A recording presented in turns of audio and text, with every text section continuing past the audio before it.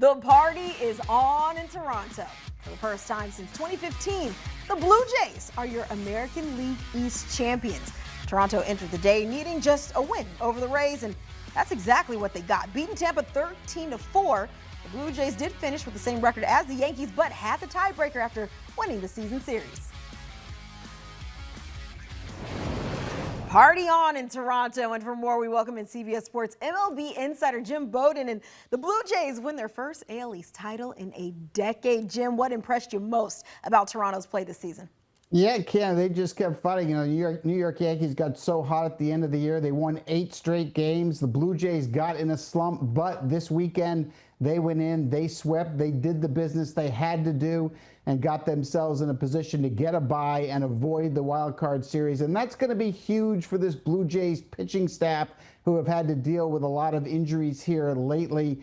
And a lot of the guys that were slumping got hot. You saw Alejandro Kirk today, 2 homers and a double, also homered yesterday. They needed him to get going. Nice to see George Springer homer going the other way again today. And so this Blue Jays looks like this team has come together. They're now playing their best baseball once again, and they'll wait now to see who wins the Red Sox-Yankees series. But congratulations to the entire Blue Jays organization. Their best baseball at the right time as well. But meanwhile, Tampa scratched Yandy Diaz, Brandon Lau, and Chandler Simpson. I want to get your reaction at how manager Kevin Cash just handled game 162 for the Rays, given just what was at stake for Toronto and the Yankees.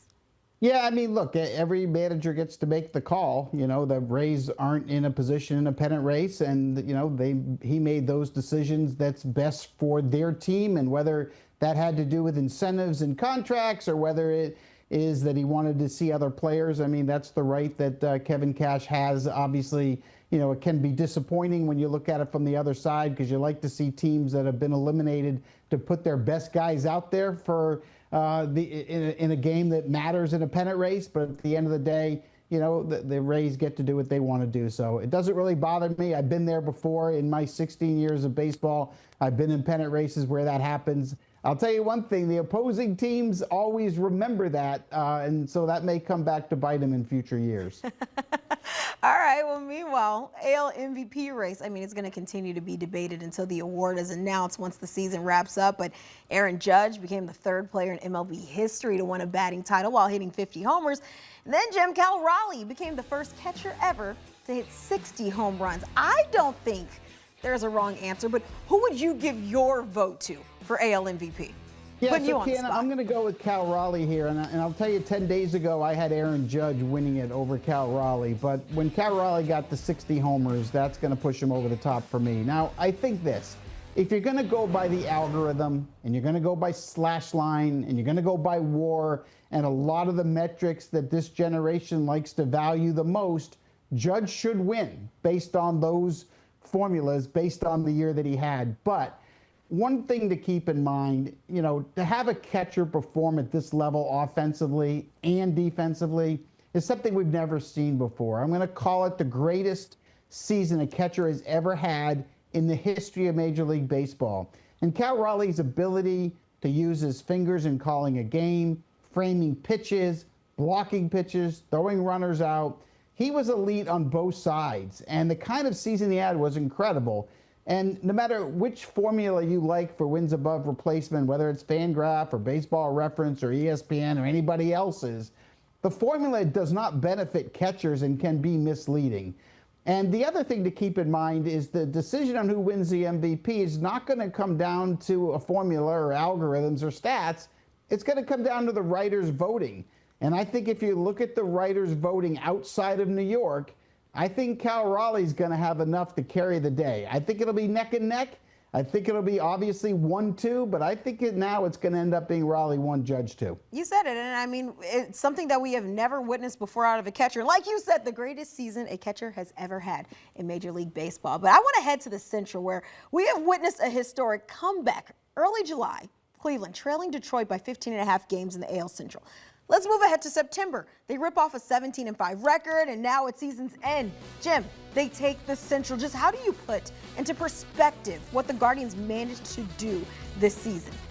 I'm not sure if it's a comeback or if it's a collapse by the Tigers. I think everyone has to make their own decision. But back in July, the Tigers had a 15.5 game lead, and they had the best record in the sport. And it looked like at that time, they would end up maybe having home field advantage for the playoffs and the World Series. And then they got to September, and on September 4th, they had an 11-game lead. And no team in the history of Division Baseball has ever come back from 11 games back. And that's exactly what the Cleveland Guardians have done. And it's been incredible. And to credit the Guardians on how they got it done down the stretch in September, all we have to do is look at the last 30 days. And over the last 30 days, the Cleveland Guardians had the best starting pitching ERA in the entire sport at just over 2. And they didn't do it with 3 starters or 4 starters or 5 starters. They did it with a 6-man rotation.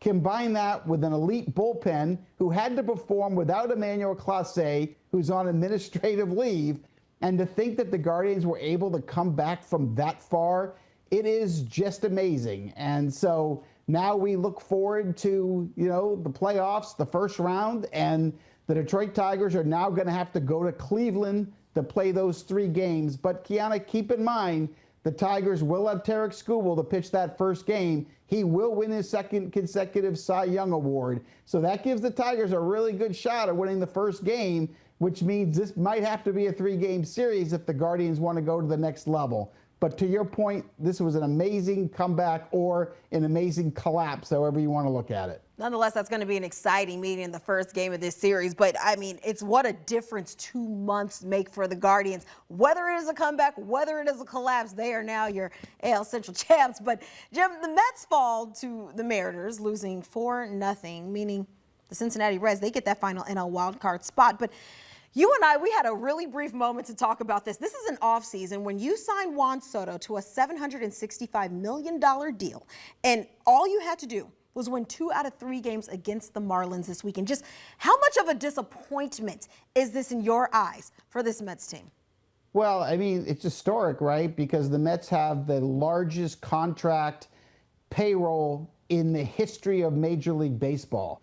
Their salaries are absurd. And to think with expanded playoffs, with all these teams in the playoffs, they're on the outside looking in. And the Cincinnati Reds, the small market Reds, are in and they're home. I mean, that is just almost unbelievable. And I think when we look at it and we all want to know why, it's pretty simple. It came down to starting pitching. And their best starting pitcher was Nolan McLean, and he didn't get called up until August. They had an impact closer in Edwin Diaz, but they had a lot of questions in this rotation. And Kodai Senga, who was supposed to be an ace, ended up having injuries, ended up being optioned out, did not live up to expectations. Sean Manaea, coming back from injuries, was supposed to rebound and be the number 2 starter behind Senga. That didn't work out either. He got sent to the bullpen, back in the rotation. He took the loss today. Then you have David Peterson, who was inconsistent. And then you had Clay Holmes, who got tired in the second half of the year. And then it ended up being 3 rookie pitchers in the rotation trying to get them to the playoffs. So it was a complete disaster. And now for the New York Mets, they know this offseason. They've got a couple of big issues to handle, Kiana. They've got to rebuild this starting pitching, and they got to make a decision on their first baseman, Pete Alonso, who optioned out of his contract tonight. Yeah, I want to dive a little bit more into that because Pete Alonso, I mean, he did have a nightmare offseason last year, now set to become a free agent again, opting out of his contract with the Mets, like you mentioned. But what do you imagine the market for Alonso will be like this offseason? Yeah, Kiana, it's going to be different than it was last year. And I will say this, Scott Boras, his agent, did a terrific job in getting Pete a short-term deal with an opt-out with a very high average annual value that was a record breaker for first baseman on a short-term deal. But the Mets are not going to be able to get him to come back again on a short-term deal. This time around, if they want Pete Alonso, they're going to have to give him that long-term deal. They're going to have to give him the security they weren't willing to do a year ago. The market will be better for Pete Alonso, in my opinion, this time around. And to put up the kind of year he did this year with 38 home runs, combine that with what he did a year ago, he's going to get that security his family so well deserves. And so for the Mets, They're going to either have to step up or look for a first baseman. I think in all, and everything that we just discussed, I think we can say maybe some changes are coming for the Mets this offseason. We will be on standby for all of that. But in the meantime, we are headed to October baseball. And Jim Bowden, we appreciate you stopping by with that insight. Thank you. Thanks, Kiana.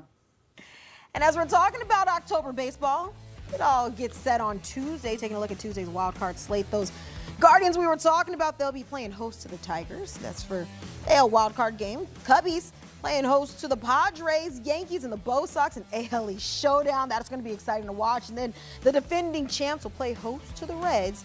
That's at 9:08 Eastern.